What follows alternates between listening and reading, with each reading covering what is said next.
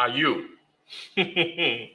Are you in a situationship? And that's the topic for this evening. Welcome to another episode of Kampung Kid Live, where we talk about coconuts, the universe, and everything else in between. For those of you who've not met me before, I'm Douglas Kampung Kid. And in the next 60 minutes, not only am I going to talk about this topic called situationship, okay, I'm going to offer, okay, so what really is going to happen? I'm going to offer a perspective, an opinion from my reality box. From my perspective of the world. It is not the truth. It is what's true for me and what I see. It is based on experience. And I hope that in sharing this experience, in sharing this perspective, this reality box, that it will give you some insights. Okay, it will give you some insights. It will give you some clarity, which I will talk a lot more when I look at this topic. And maybe shed some light. Okay, maybe shed some light for you to consider different possibilities. Okay, and in considering different possibilities, to have different opportunities. Okay, different and expanded range of opportunities. So let's get into this topic about situationship.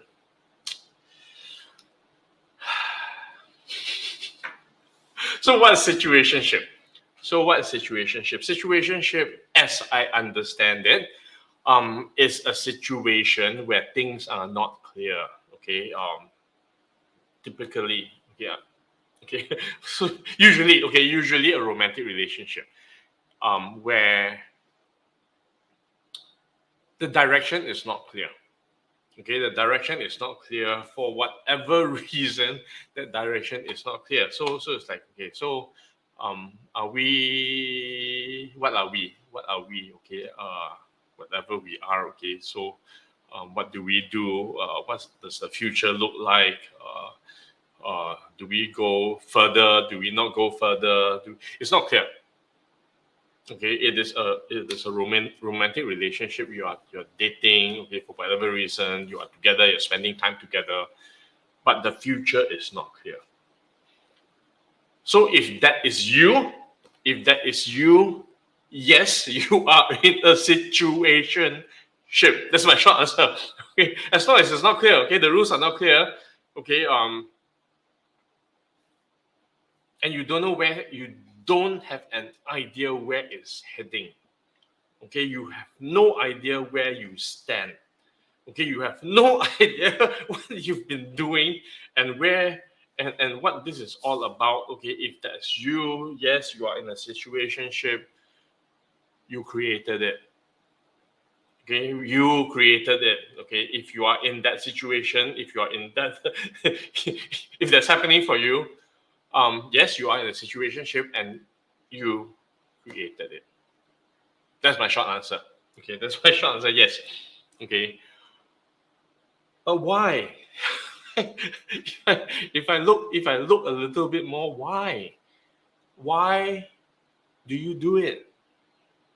Why does anyone subject themselves to being in a situationship? Okay, and that's the thing. From my reality box, I cannot understand.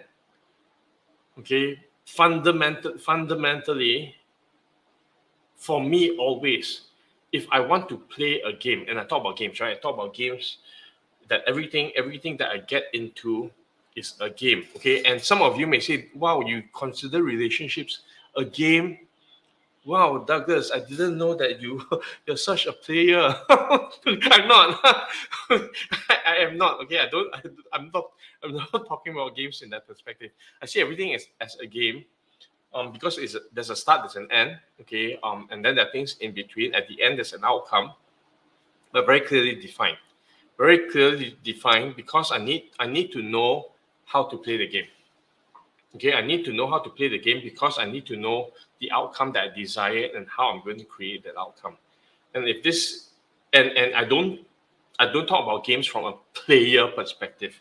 Okay, if you knew me, no, I'm not a player. But that's for me to say, right? Okay, for you to find out, right? I'm not here to persuade you otherwise.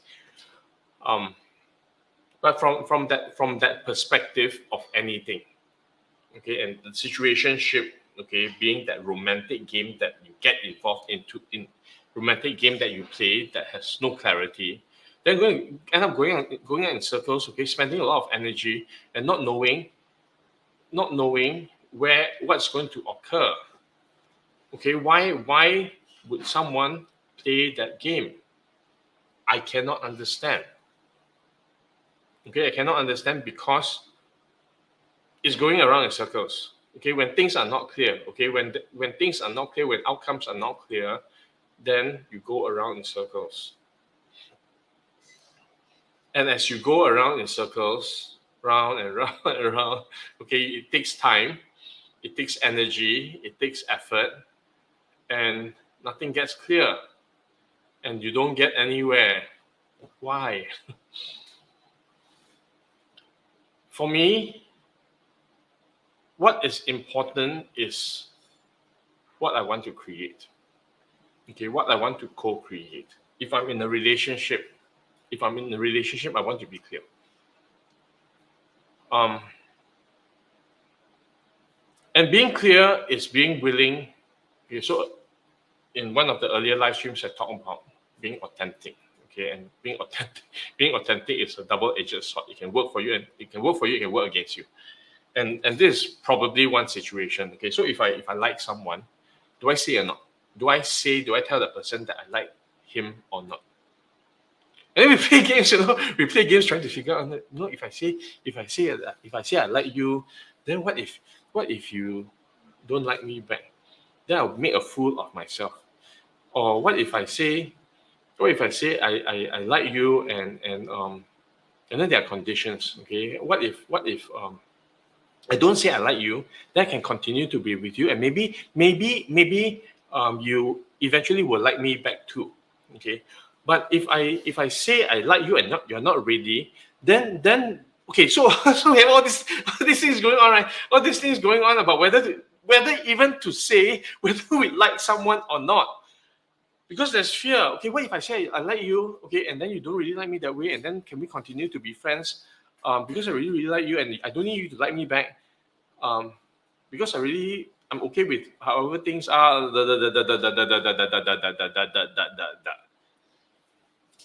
So for me, I like things to be clear.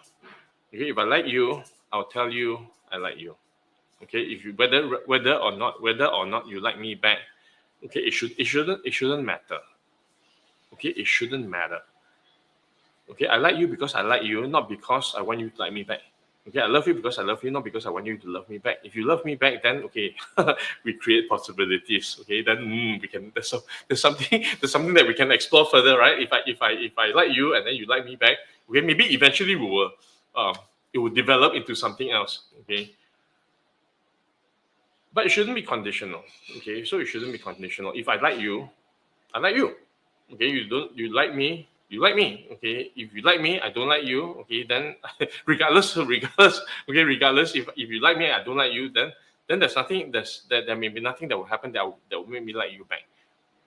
Okay, then it's very clear, right? It's very clear what's next. Okay, if I like you and you like me back, then we can do something. If I like you, you don't like me back, then we do something else. Okay, but it's very clear what the direction is. Okay, it gives me the ability to level up. Okay, if I like you, you like me, then we can spend more time together, get to know each other, and eventually maybe we will like each other more. Or I also might need to acknowledge, if I like you, you like me, okay, that as we get to know each other, we might end up not liking each other, and that's okay too. But at least for me, there's growth, there's process. Okay, that we are actually moving along in that journey. Okay, state of confusion doesn't work for me. Okay, not speaking it doesn't work for me. If you like me, let me know that you. If you like me, let me know that you like me. Then I can tell you how I feel. Okay, but if you like me and you don't tell me, then I have no idea what's going on. Okay, maybe I don't like you so much right now, but you tell me you like me, then maybe I can consider that hey, maybe we can give this a shot. Okay, but there's clarity, and we know what to do. We know what to do. We know what the next step is. Okay, we will make mistakes. Okay, it's never going to be perfect. Okay, we take the next step. We might make mistakes. Okay, we learn, we grow, and then that becomes part of our experience being together. But it's clear, very clear. I like that. Okay, no situationship for me. And if, but again, like I said, okay, the people who get into situationships, okay, however they're operating, and whatever is going on, if that ambiguity works for them because the unknown is better than the certainty of whatever, okay, maybe not knowing whether the person likes me enough or not to proceed, and not knowing enough, okay, it's better than knowing for certain. And if it works for you, okay, then your life, okay, good for you. Okay, you do you, I do me. Okay, you do you, I do me. Okay, if that works for you, go ahead. Okay, it doesn't work for me, it's not something that I'll get myself into. And that's all there is, situationship or not. But if it doesn't work for you and you continue to stay in it, okay, I have absolutely, I say now, I have absolutely no sympathy because you chose it. Okay, don't complain that it's confusing. Don't complain that you don't know where it's heading.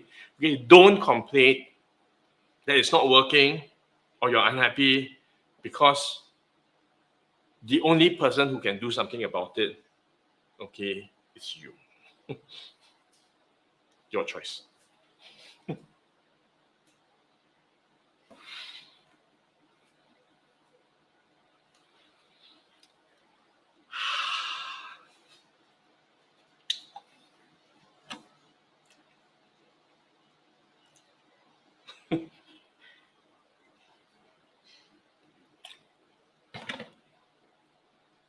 You see, even water splash on my face. Really? Sex? Marriage?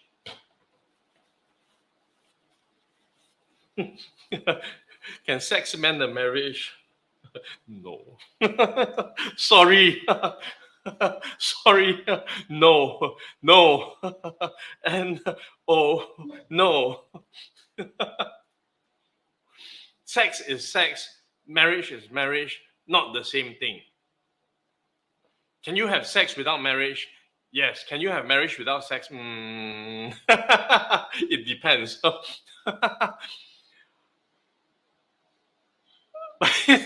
Okay, that's my short answer. That's my short answer. So I want to talk about this thing called marriage. Okay, and I think I talked about this thing called marriage before. Okay, what's marriage? Okay, what's marriage? Is a legal contract. It's a legal contract that binds two people together and says that, hey, you need to be together, that whatever, and there's a whole bunch of rules. Okay, there's a whole bunch of rules that governs this contract. But at the end of the day, it is still a contract. Okay, and this contract says that, hey, these two people are bound together by law. Okay, by law. Nothing else, nothing more, nothing less. Bound together by law to operate a certain way. Okay, and under this, in this contract, there's a set of agreements, okay, called marriage agreements, okay, that protects both parties and that obligates each party to do a certain thing a certain way, and then you can have children a certain way. Okay, there's only one way to have children. There are children, and then raise them a certain way that you need to provide protection and care and whatever it is. So it's a contract. So marriage is a contract. Okay. Can you have that contract without sex? Totally, perfectly okay to have marriage without sex. Are there people who get married without sex? Yes, of course, there are. Okay, for whatever reason they get married. Okay, because what? Two families. Okay, two families. Okay, want to have okay, usually families that have large businesses and all that, and then have the two people get married. Okay, the two kids get married. Okay, so that then the business becomes part of that arrangement and all that. Then they build an empire and all that. Okay, and this marriage. Okay, not by choice. Okay, not by choice, or because of the business or whatever it is. Okay, they may not have sex, right? It's just arranged. It's just a contract, okay? And then and whatever happens, there's no love, okay? There's no love, there's no whatever it is. It's just a legal arrangement. Okay, then of course, long ago, we talk about kingdoms, kingdoms, prince and princess. Okay, they are put together to get married because so that these kingdoms, these countries can form alliances. So very long ago. Okay, but in between all that, okay, there are things like arranged marriages. Okay, arranged marriages because okay, you need to so that it's just a natural part of the process of two people. Okay, need to get married because that's what's required, okay, to be respectable, to be respected, to have status, to have whatever it is. Okay, does sex necessarily happen in these marriages? No. Okay, so they can just be sexless marriages. And then of course, people have sex all the time without getting married. All the time. Okay, and if you don't believe all the time, okay, open your eyes a bit more. Okay. Of course, there are. Then we talk about religious values, social values, moral values, and everything else in between, right? But people have sex all the time. Okay, get with the program. I don't have a right or wrong, okay, about having sex. Okay, sex is one of the most amazing experiences that humans get to go through. Right? Sex is one of the most amazing and beautiful expressions of bliss and joy and ecstasy, and oh my god, okay, I don't have to say it, okay, you know. And if you don't know, okay, sorry children. Okay, I have no children watching. Please close your ears. Okay, but nobody wants to talk about sex, right? Because of judgment, because of how we consider sex and everything. Okay, but sex is sex. Okay, sex is natural. Okay, sex is when one of the greatest experiences of pleasure that anyone can experience.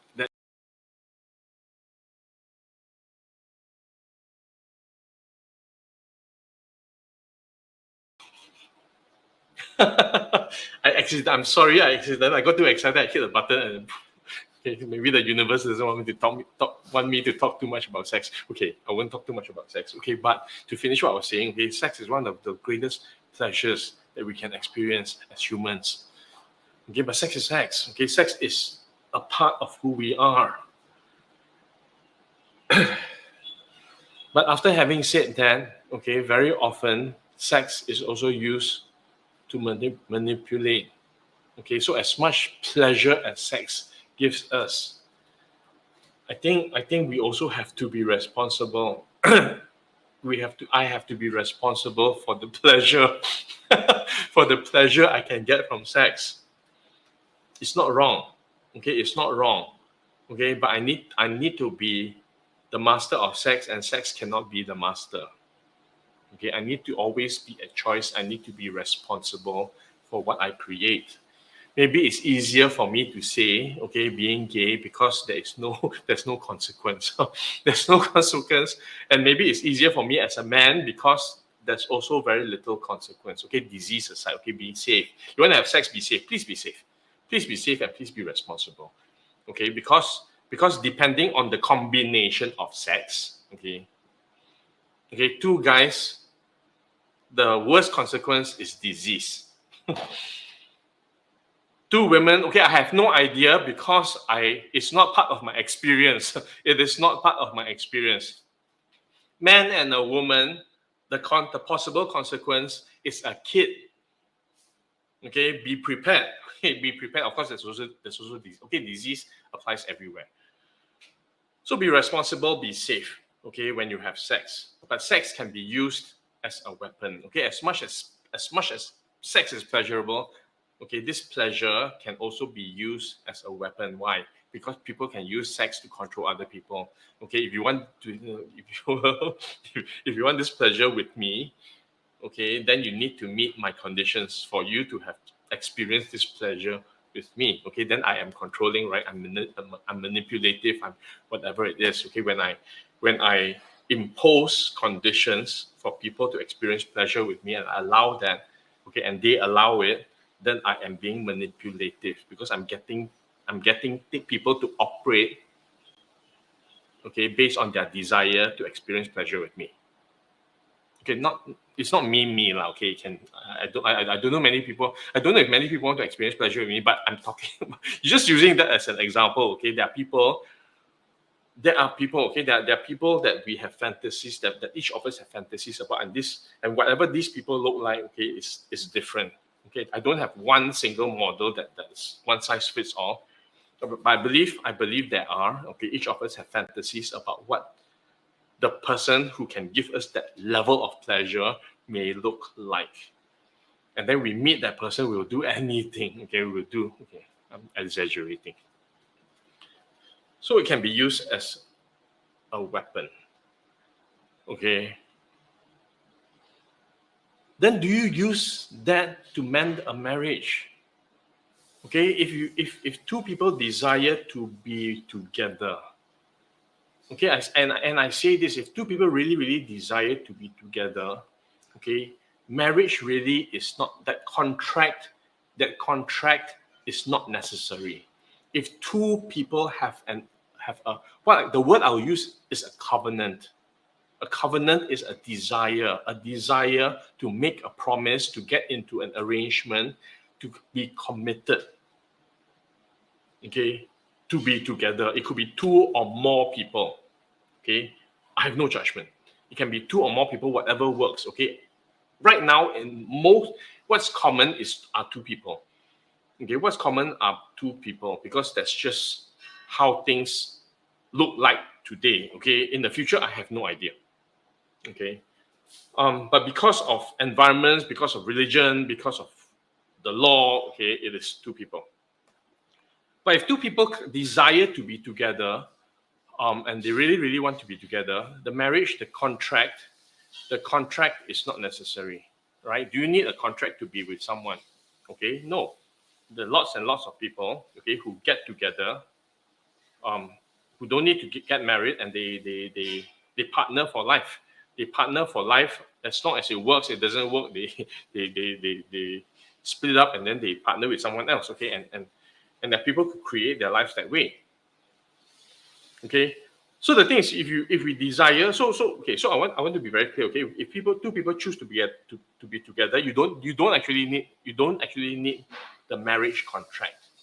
Okay, if you desire to get together, the contract is not necessary.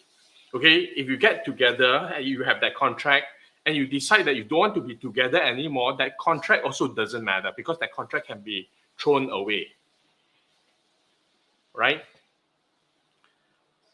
So be together, okay? Be together because, for me, okay, be together because you choose to be, both parties choose to be together.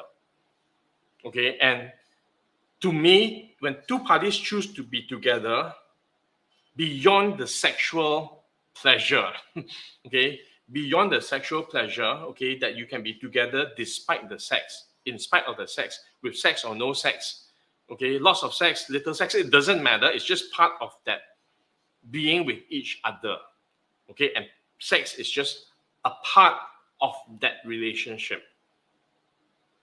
Okay, and if you choose that way, okay, then the sex doesn't matter. Okay, the sex doesn't matter. Okay, after so that's where we have all sorts of expectations and judgments and rules and all that we collapse all these things. Okay, that sex can only occur in the marriage. Okay, or sex. Okay, whatever. If we create these rules, right? But you know, okay, this is my perspective, right? Sex for two people in the early stages, okay, lots of pleasure, lots of excitement, lots of whatever it is, explore. After a while, okay, it becomes routine. It becomes routine, and it depends on how they keep reinventing. Okay, it keeps you reinventing, but there are also for for couples, there are people, okay, who after a certain stage of their life, okay, they grow into other things. Okay, they grow into other things that are more spiritual, that are deeper, that they relate to each other differently. Sex may or may not remain a large part of that equation. Okay, and sometimes as the relationship evolves, okay, I think I talked about this in one of the other live streams as well. Okay, where we continue to evolve, right? Each of us continue to evolve, we continue to change, we will grow. And then there may come a point in our lives, okay, when, hey, you know, we want to do different things, and maybe our journey together may not be necessary anymore, and both parties want to part ways, or one party wants to part ways. So it could be one party wants to leave and the other party wants to hang on, okay, for whatever reason. Okay, so in situations like this, will sex save the partnership? No, it won't. No, it won't, because it's just one part. It's just one part of that whole thing. It's just one part of that whole thing. Okay, and you cannot use that one part to save the whole thing. Are there relationships that are just purely sexual? There are. It comes in all sorts of it comes in all sorts of shapes and arrangements. Okay, are there exclusive sexual arrangements and relationships? There are. Okay, some people just don't want to be committed. They just have a friend to have sex with, and then that's the arrangement. Okay, some people have arrangements where it's friends with benefits. Okay, you're a friend, and there's also a possibility of having sex. Okay, but it's still a friendship. It doesn't go beyond that. And everything else. Okay, so there's all sorts of possibilities, all sorts of arrangements. Okay, if we take away all the judgment, all the rules and everything, right? No, we're actually free to do whatever we want. Okay, if we are willing to be responsible to handle whatever consequence, there'll always be consequences. You can do whatever you want to do in your life. Okay, just know that there are consequences, and you need to deal with the consequences. Okay, but if you're really ready to deal with whatever consequences this sexual acts may create, then you basically can do anything that you want. Okay, you can have sex with one person exclusively. You can have sex with many people. Okay, and so sex can be available in so many ways.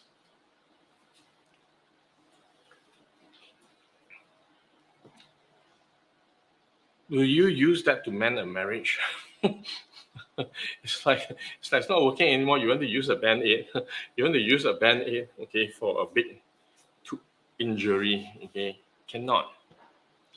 Okay, even if in that moment there's so much pleasure, but if everything else is not working anymore, then no matter how much pleasure that is, if two people stay together because of the sex, okay, when we talk about men and marriage, means it's broken, right? If two people stay together in a broken marriage just for the sex, okay, then what does that mean? Do you need to stay married? Okay, cannot.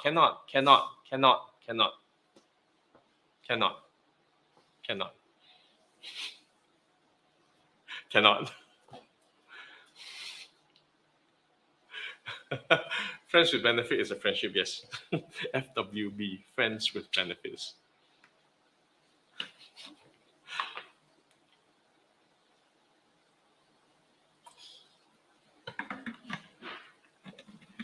Do brilliant women need men to stay beside them?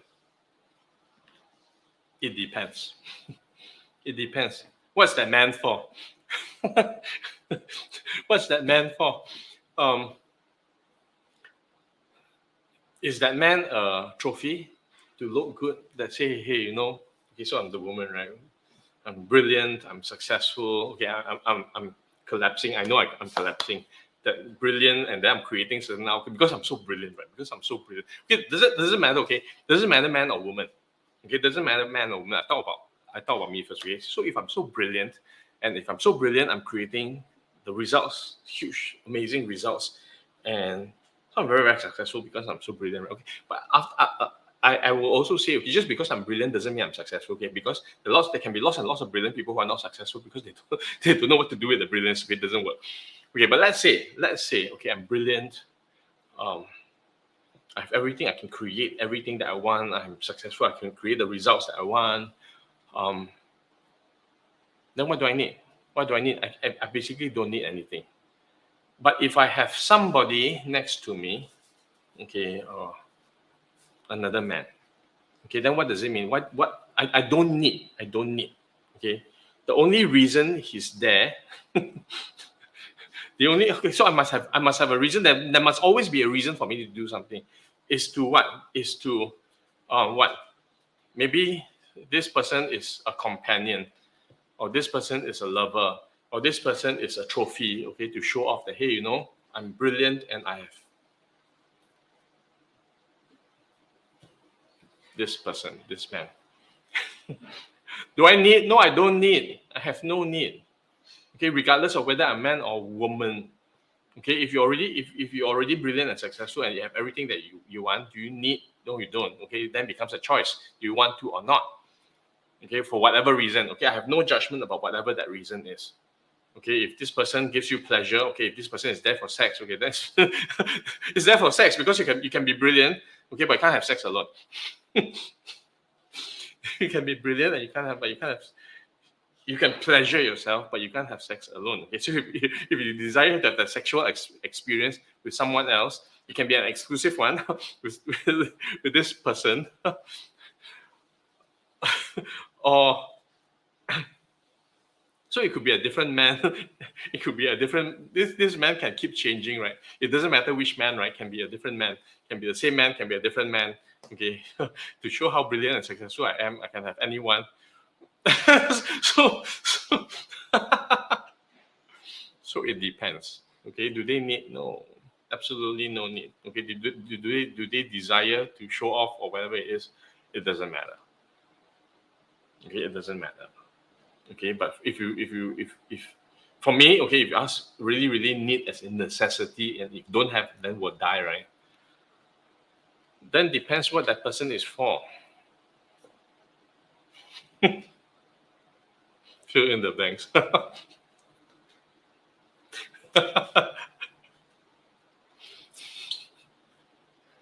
Thank you for the very interesting, juicy questions that we have this evening.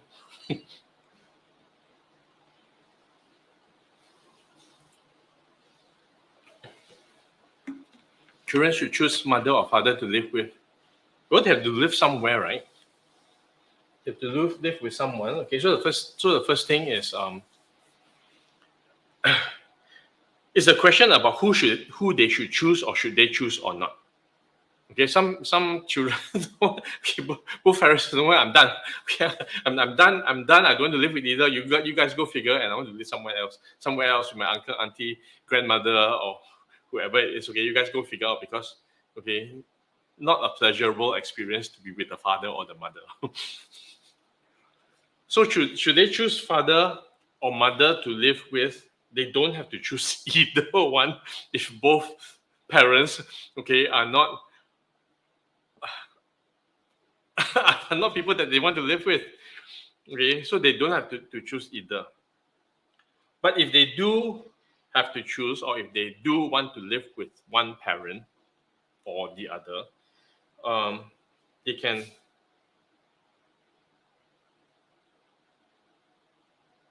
choose whichever parent, okay, they relate to better, or who can be a better caregiver, or who can be, or who's willing. So there's so many there's so much that's dynamic. Okay, but in the end, I will feel, okay, I will feel that it's going to be about the person who's going to be able to support them in their growth. Okay, of course, also depending on how young or old the kids are. Okay, kids who are toddlers, okay, kids who are in their early youth, okay, kids who are teenagers, Okay, kids that are grown up. Kids that are grown up don't need anymore. Okay, so children. Okay, and I'll think about children as they are not independent yet. Okay, but then again, that's that's a big variable there, because kids can be earlier. I think, okay, was it this? Okay, I talk about maturity. It's not functional age, right? The kids who are really mature. Okay, even though they're very young, because of the experiences that they've gone through, and their ability to be independent and think for themselves and do things for themselves and take care of themselves. Okay, so they are able to do that for themselves. Okay, and they're perfectly capable of taking care of themselves. Okay, from a physical perspective. Okay, then do they need other emotional support and all that? Okay, there are lots of structures available today. Okay, but I would say choose the parent.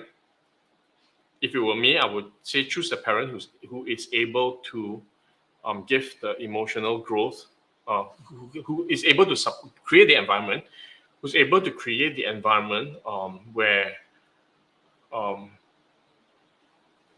the child desires, okay, to have growing up. Okay, whatever that environment is like. Okay, it may not be I would say it has to be the most ideal environment. Okay, it doesn't have to be the most it doesn't have to be a perfect environment. Okay, okay, what do I mean by perfect? Okay, so let's say two parents. Okay, one is able to provide nice space to live. Okay, and the other one not so much. Okay, so let's say the father and the mother. Okay, the father has lots of money. Okay, has big home, whatever it is. Okay, the mother after the divorce may be struggling. Okay, even with alimony and everything, may not be able to provide such an environment that's as lavish as the father. But the mother may be able to create a more ideal environment for growth. Okay, from a nurturing perspective, from encouragement, from relating, to emotions, spiritual, whatever it is. Okay, that allows the kid the best opportunity to learn and grow. Okay, versus you can live with the father and then everything is provided for, very nice. Okay, but that level of growth that they can get from the mother may not be available with the father, who may be busy doing other things or whatever it is, and it's just the environment is just a place to live. Okay, so it's not an easy question to answer, because there's so many variables, there's so many possibilities, and the question I'll ask is, what's the environment that works for the kid best?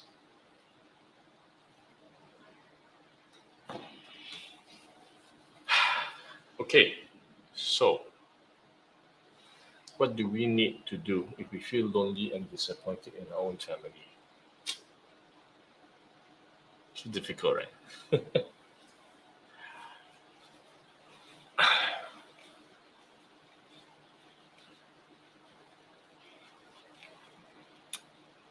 So I can look at this at so many levels. Okay.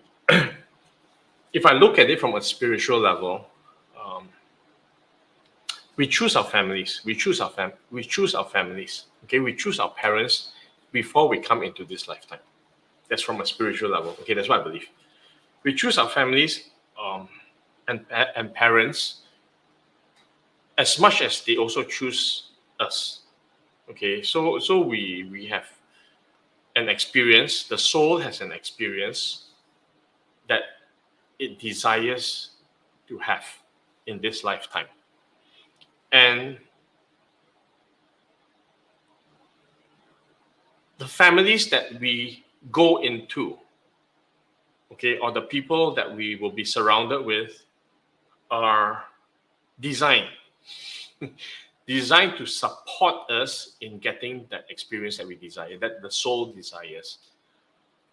So that's at a spiritual level, okay, and then we end up, right, and then these kids end up in these families that we say that we're disappointed in, but we created it. The soul created an environment of disappointment. and loneliness. Okay, and all this. So I say this: when the universe gives us struggle, we say thank you. Okay, because there is an intention for us to get something or to learn something from that struggle, from that experience. So it's not a good or bad thing. It's not a good or bad thing. It is just a circumstance. Okay, people who feel lonely, okay, you can continue to feel lonely, or you can do something about it. If you are disappointed, okay, it is a reflection of certain expectations that you have that is not met. Okay, but regardless, loneliness, being lonely, and being disappointed, okay, are struggles, right? Our struggles are obstacles that we don't desire to be, struggles, okay, that create situations that we don't desire to be in. Okay, we can continue. Okay, so there are people who continue in that state of being alone or lonely. Okay, so I'll define being alone and lonely. We don't have to be alone to be lonely. Okay, it's just we feel detached. Okay, when we can be with lots of people and not alone and still feel lonely because we don't connect. We are detached from the people that we're surrounded by. Okay, so that's the loneliness. People don't understand, and there's no connection. Okay, then we feel lonely because of that isolation.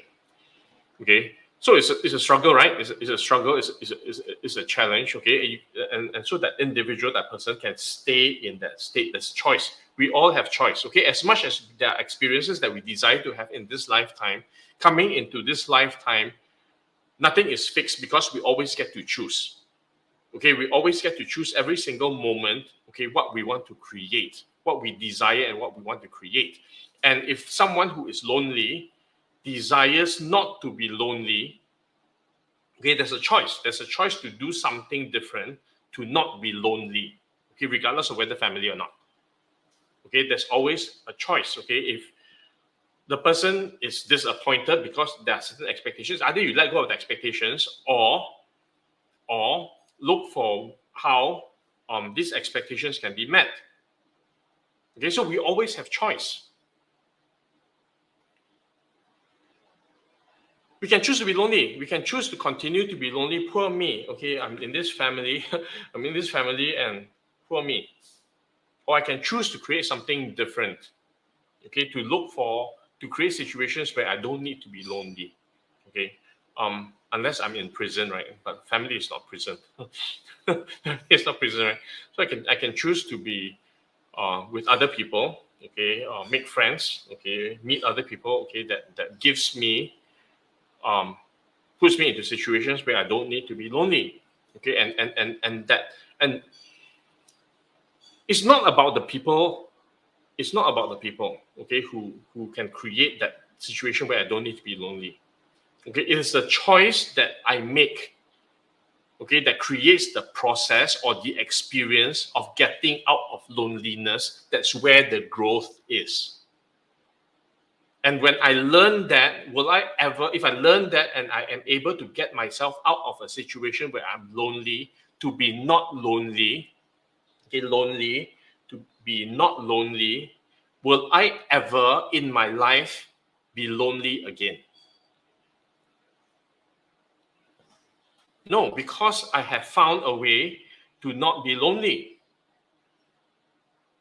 Okay, and if that lesson, if that growth comes from family, okay, that means it was already built into the design. Okay, that in this lifetime, one of the things that I'm going to grow and acquire,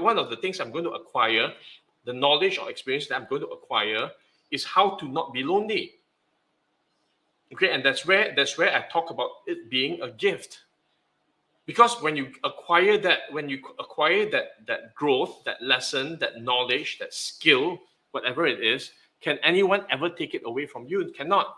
Okay, can that then be converted into something that can help other people overcome loneliness? Okay, that's how teachers are made. That's how teachers are made. because they experience struggle, they experience obstacles and challenges in their life that they have overcome. They didn't read a book. They didn't read a book and then teach people how to be not lonely. You can't.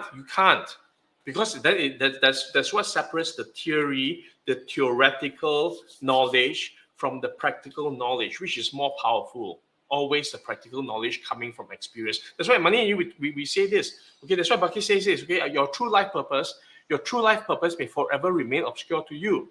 But if you commit yourself to converting your experience to the highest advantage of others, then you can safely assume that you're fulfilling your life's true purpose. And if you break that down, what's the experience? What's the experience that you can take to convert, that you can convert to the highest advantage of others? What does highest advantage of others mean? Okay, it means that somebody can get value out of it. Okay, you're taking the experience, okay, for somebody to gain. The advantage belongs to someone else. Okay, and what is this experience? What is this experience that matters? Okay, so for someone to get value from an experience, it must be something that it must be something that helps them progress in their life. Okay, and then we talk about the significance. Okay, our significance, our true purpose. Okay, as we encounter all these struggles, then we experience growth. Then it's taking this experience and growth that we have and giving it away. Because we've already experienced a struggle, we've experienced loneliness. Okay, we can keep the solution. We experience loneliness and how to get out of loneliness.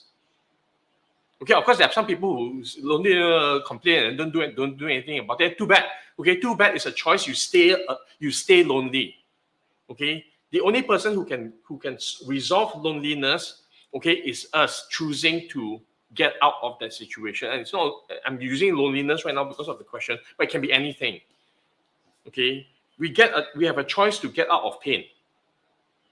Okay, whether it looks like loneliness, disappointment, or anything else. We have a choice to find a solution to get ourselves out of pain. Nobody else can do that for us. And when we have the solution, can we take this? We've already gone through the struggle, right? We've already gone through the struggle. You won't pay. Okay, if you have money, you won't buy the struggle, right? And even if you had money, okay, you can't buy the struggle. It is a gift. It is a gift that we chose to create before we came into this lifetime to receive for ourselves. And then we take it and then we give it. We've already experienced it, right? Okay, we can keep it, we can keep this solution, and then we can die with this. We can die and then not. It's like you discover a cure for cancer, and then you just keep it again. Nobody else gains. You really put in the effort. You really struggle. You really struggle. Why you want to waste? Why do you want to waste it? Give it away. Give it away so that somebody else can gain. And that's what Bhakti means. When we do that, we will start to discover our life's true purpose. Okay, so it doesn't have to be just loneliness or disappointment, whatever it is, at whatever stage in our life. Okay, you get it in your family. Wow, okay, if you get it in your family, I will say this for sure. Okay, it was designed. Okay, it was designed because we chose the families to come into. It was already designed. Then what will you do with it? Okay, it was already designed. Okay, it's very, very clear it was already designed because family cannot run away. We go into the families. We can't run away from the family. We just have to resolve whatever comes out of the family. Okay, but anything outside of the family, okay, we get to choose. Okay, we get to choose what we want to play. We get to choose what we want to do. Okay, so there's a lot more choice out there than in the family. So in family, to me, it's a given. Okay, but out there, okay, you get to choose which struggle you want to overcome and which struggle you want to. Okay, that's not my game. That's not the thing that I want to do. Okay, let somebody else solve that. I'll do my thing. Okay. So what do you need to do when you feel lonely or disappointed in your own family? Say, thank you, universe. Thank you, universe. Thank you, universe. Be grateful. Be grateful. Be grateful. Figure a solution and then share that with someone else.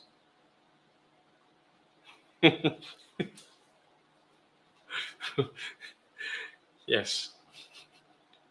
The only thing that we will take with us is experience. That we will keep with us our entire lives is experience. Yes, juicy bottle of water.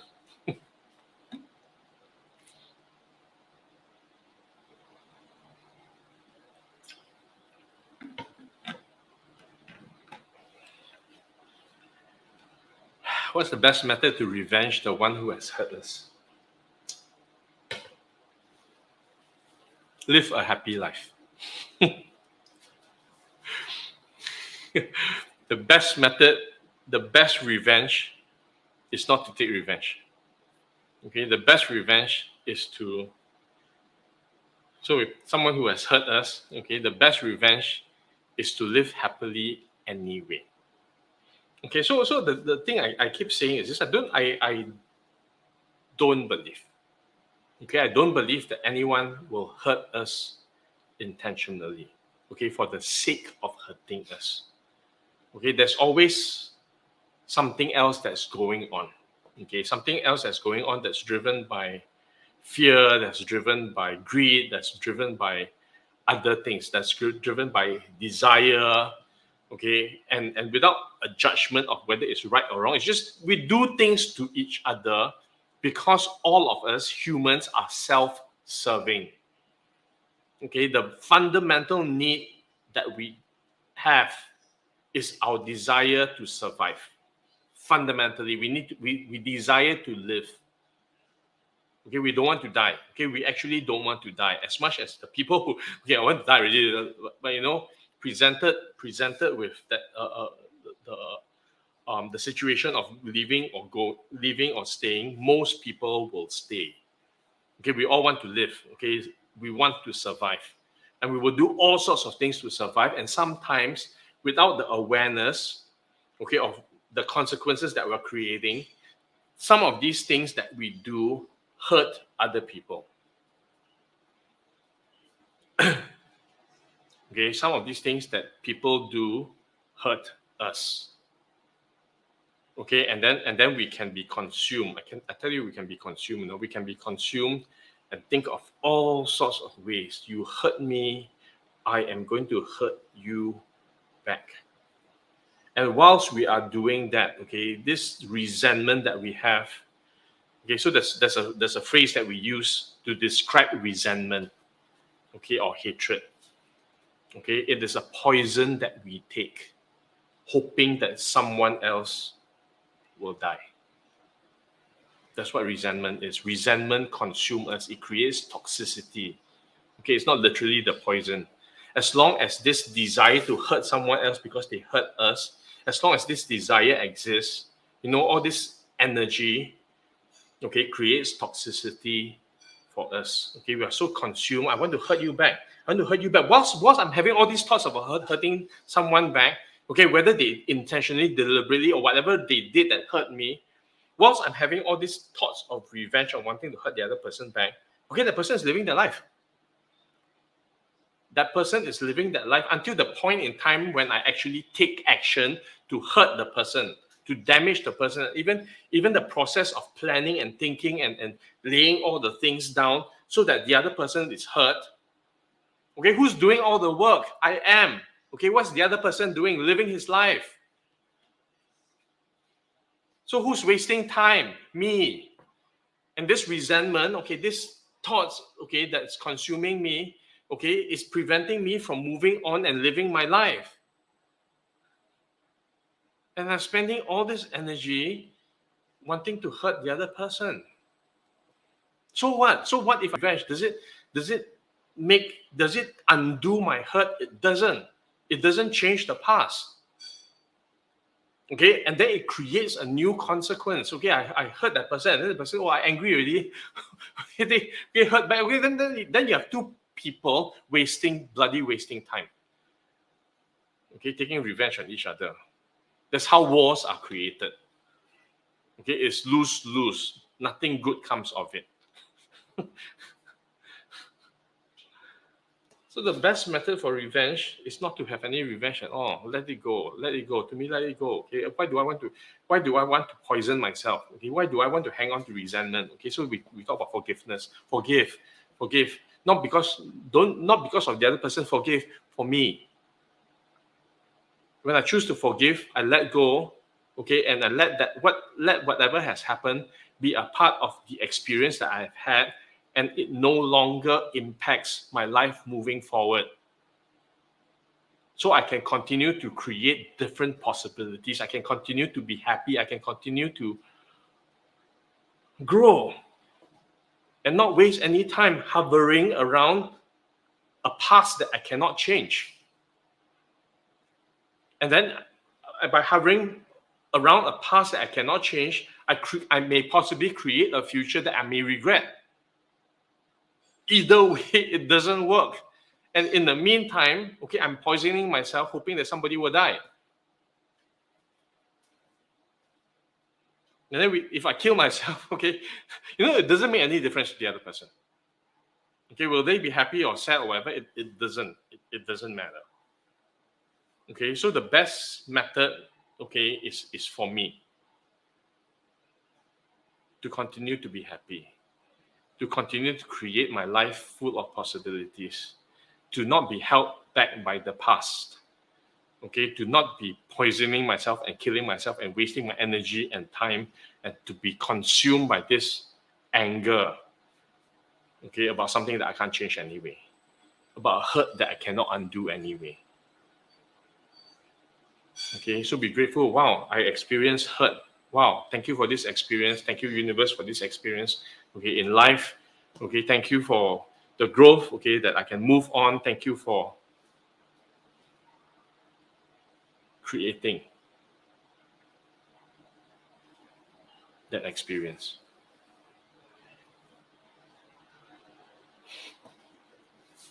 Okay, so we come to the end of the 60 minutes for this evening. Okay, I hope that it has created value and insights for all of you listening here. Thank you for your time in being here. Please like, share, subscribe if you found value, okay, in what I shared today. Like I said, okay, it is my experience. You don't have to agree with it, okay. But if I can give you a different perspective, to be able to see that, hey, wow, there's something different out there, then I am grateful for you being here. See all of you next week.